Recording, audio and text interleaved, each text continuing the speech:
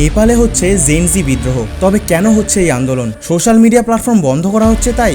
না, এর পেছনে যে কারণ আছে সেটা জানলে আপনিও অবাক হয়ে যাবেন। নেপাল সরকার হঠাৎ করে ঘোষণা করে 26টি সোশ্যাল মিডিয়া প্ল্যাটফর্ম ব্যান করা হবে। বাইরে থেকে মনে হতে পারে এটা কেবল অনলাইন কন্ট্রোলের চেষ্টা, কিন্তু না। হালেই নেপালের সোশ্যাল মিডিয়া প্ল্যাটফর্মগুলিতে খুব আলোচনা হচ্ছিল নেপালের পলিটিশিয়ানদের সন্তানরা বিদেশে পড়াশোনা করছে, কিন্তু সাধারণ মানুষ মানসম্মত শিক্ষা পাচ্ছে না। সরকার দুর্নীতির ট্যাক্সের টাকা সুইচ ব্যাংকে পাচার করছে।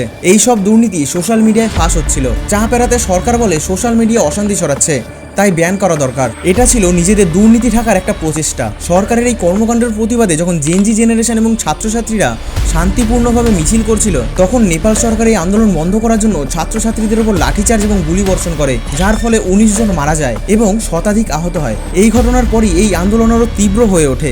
বর্তমানে নেপালের রাজধানী কাঠমান্ডু যেন অগ্নিগর্ভে পরিণত হয়েছে এবং এই ভয়ে নেপালের সরকার তাল করছে যে রিজাইন দিয়েছে দুবাই চলে যাবে। এই ব্যাপারে তোমাদের কি মতামত কমেন্টে লিখে জানাতে ভুলো না।